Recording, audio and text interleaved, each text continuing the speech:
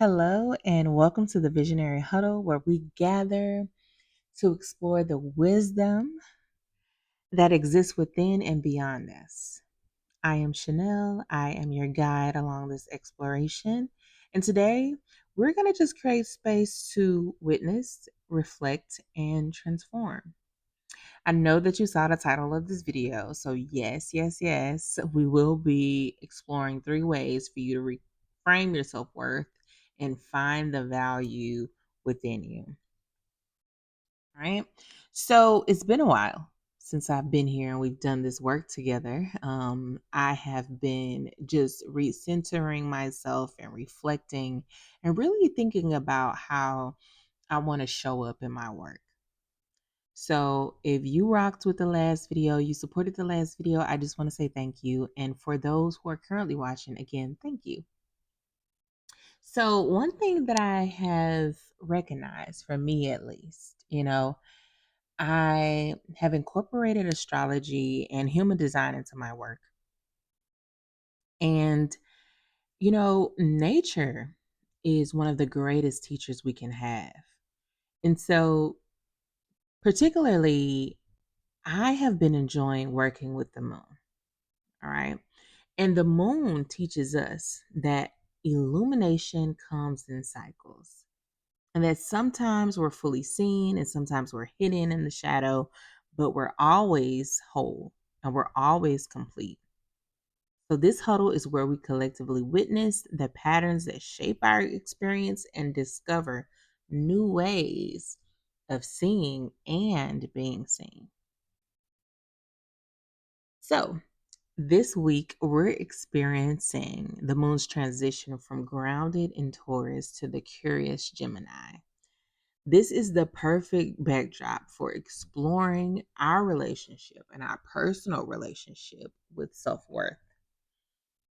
In Taurus, the moon asks us to feel our own inherent value, the worth that exists simply because we exist. And I'm going to say that again. The worth, our worth, that already exist because we exist. As it shifts in a Gemini, we are invited to expand our perspective. I'm going to get something to drink here. One moment.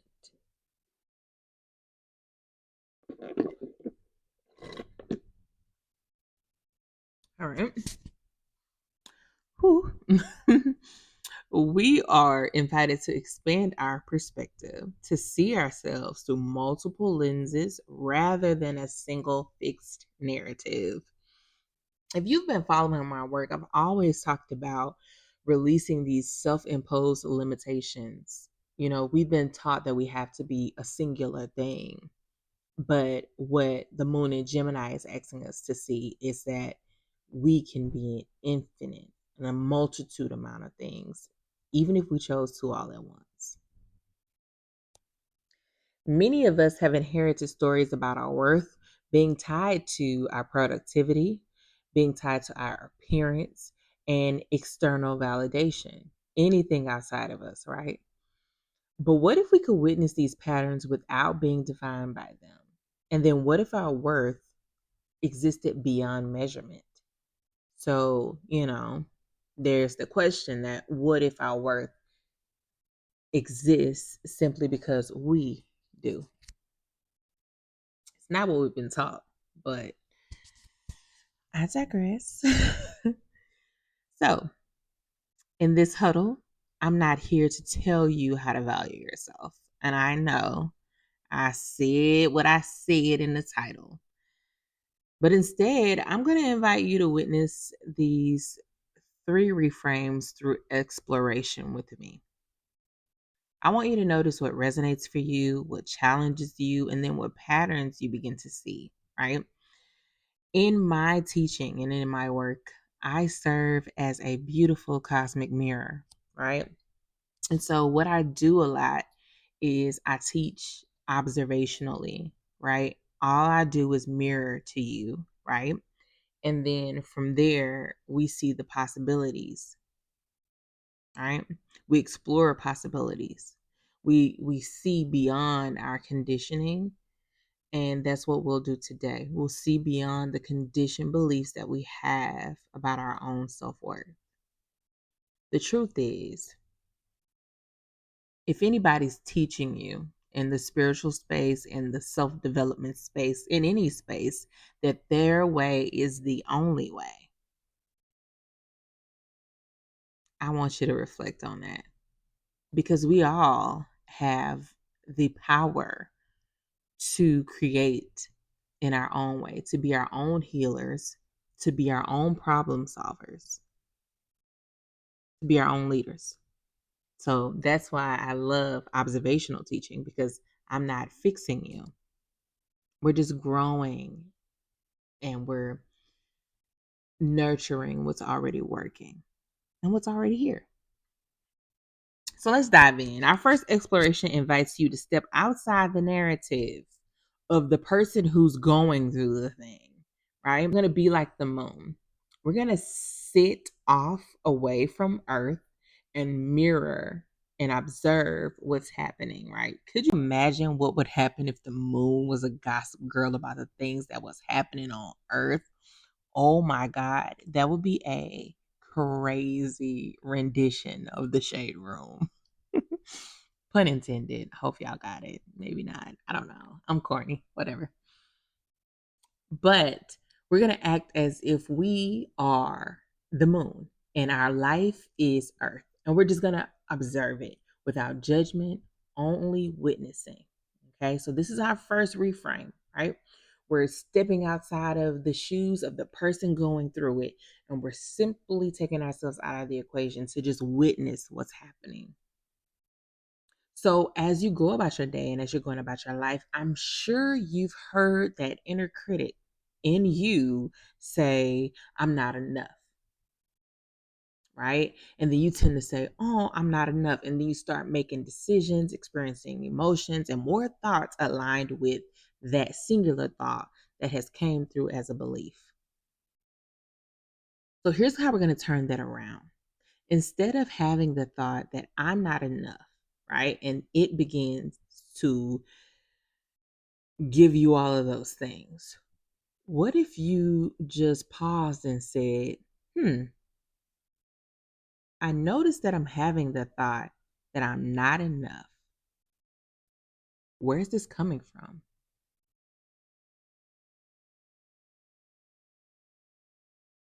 So that subtle shift that we all just felt in that pause, this is the space where the possibility actually lives. This is where we witness rather than identify with those thoughts, right? We just let them pass as if they were clouds in the sky. So I invite you to take tomorrow, the rest of the day, to just notice how you're talking to yourself, to witness how you're talking to yourself.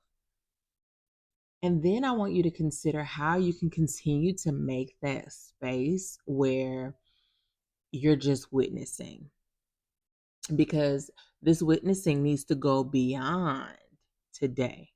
How can you incorporate that space to just witness? How can you do it? For clarity, these explorations are those ways that you will reframe and find the value in you. And if you hadn't got it by now, the way to find value is to start within you. Okay? So let's move to the next exploration. Does a flower ever question its worth when it's not being admired? Think of this. I'm sure if you go outside, or if you can even imagine, like your favorite uh, pieces of landscape, even if it's in your yard, it's at a nearby garden, it's at a plant shop. Do you think them flowers sitting up there, and even if you have plants in your house, like I have a plant right across from me, and her name is Cleo. when I'm not paying attention to Cleo, I don't think that she's over there thinking, oh, hello, is anybody going to pay attention to me? Is anybody going to admire me? What if I'm not good enough? No, them plants are not saying that. They're going through their natural cycle. They're being. Do you think that if we just was acting like we were the moon, do you think that the moon ever doubts that she's just gonna go through her phases and her cycles? We've been conditioned to measure our worth through our utility, through producing, through providing, through proving. But what if our value existed prior to any type of contribution? Meaning, what if our value has existed since we took our first breath? So, I want to invite you to witness the pattern of seeking worth from doing rather than being. Can you notice the exhale when you rest in the knowing that you are simply valuable because you exist, because you have breath in your body, because you're watching this video, you're valuable. That you don't have to do anything to be valuable. Just as every element in nature has an inherent value, regardless of what they're doing, they're valuable. One great Reiki healer told me in one of my Reiki sessions a few years ago. She said, "Does the sun ask to shine?" No, it don't. It just do it. It just shows up. It just is. And you are complete sentence. You're valuable. Does a rock think about if it's enough or not? Nah, it's just a rock. If you saw everywhere all at once, everywhere, everything all at once, I always get the title messed up. But the scene when they were rocks, it was like, isn't this nice to just be a rock? And there's nowhere to be, there's no phone calls to make. I'm just a rock, right? You simply are. It simply is. What would you change if you approach your existence, your entire life, with that same certainty of belonging? If you stop questioning your enoughness and your worthiness and your value, and you just be. This is going to sound redundant, but who would you be? If you could just be and there was value in just being, who would you be? All right, so that was number 2, y'all. That was good. I was dropping gems. I hope y'all staying and hanging in there with me, okay? So, as the moon enters Gemini, our final exploration is embracing multiplicity. The moon doesn't try to be the sun, right? A rock doesn't try to be a plant. A river does not compare itself to an ocean, yet each one of them has a inherent value. They have their own rhythm, they have their own cycle, they have their own way of being. Where have you diminished parts of yourself to fit into a singular definition of value?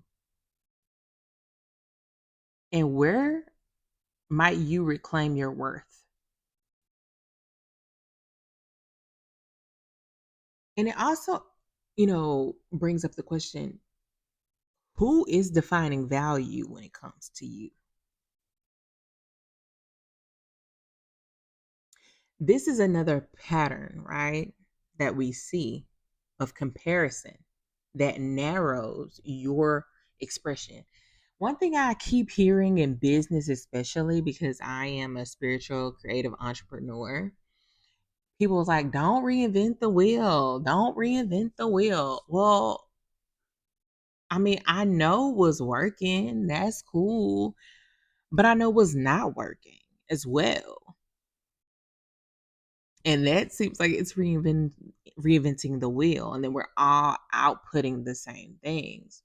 This world, right, as we know it, is changing. There are new innovations and new expressions that are being born right now.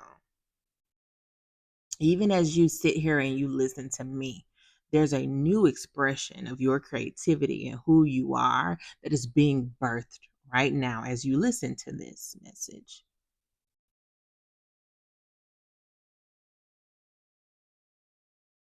So, how have you narrowed your expression due to comparison, due to what you were told works?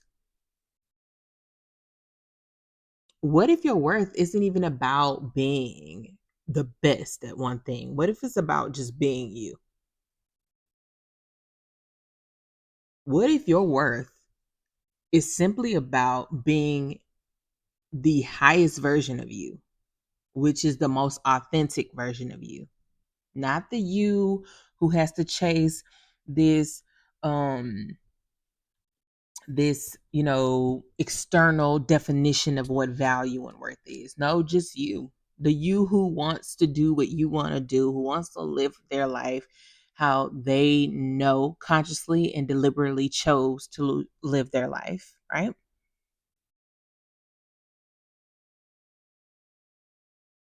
What if your worth wasn't about being the best at one thing, but about being the only you that has ever existed or will ever exist? In nature, diversity. Think about how many plants there is. If you go back to school and you think about how many rocks, like bro, learning about rocks was so boring to me. But it teaches diversity. Even plants, even herbs, the diversity creates resilience. Your worth is not defined by conformity to a standard. That means that you don't got to fit in, baby. That's not what we want.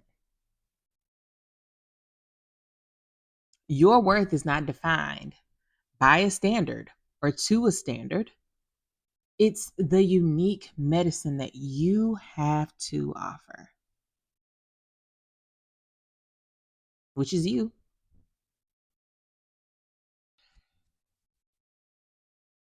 We're going to bring this huddle to a close because I want to keep these rather short for you. So I'm going to invite you to carry all of these explorations that we talked about, the 3 explorations that we just explored, witnessed, and reflected on together as you move through the next week. Notice what really resonated and feel free to watch this back, leave some comments so we can talk about these explorations in the chat. Let me know what resonated for you. What are you willing to take with you, right? Was it creating the space between your thoughts and yourself about your own worth? Was it recognizing that your value exists prior to you doing anything? That your value exists simply because you are here right now? Or was it embracing the worth of your unique you, right? The multidimensional ways of being you. Was it embracing that aspect of your worth? So remember, this isn't about forcing a new belief. It's about witnessing the patterns that have shaped your relationship to your own worth and then allowing new possibilities to emerge into your reality. Like the moon, your relationship with self work will go through its own ebbs and flows. This invitation is not a fixed one, but it allows you 222 on my clock. It allows you to stay curious about your own worth and about yourself and how you show up. So until our next huddle, you might witness yourself with the same loving attention as the moon would as it watches over our beautiful earth each and every day. I want you to remain curious, all right, present and complete in every single phase and cycle of your life. You are worthy because you are you. And there's literally nothing else you can do to prove it but to be, to breathe and be you. Until next time, I love you. Peace.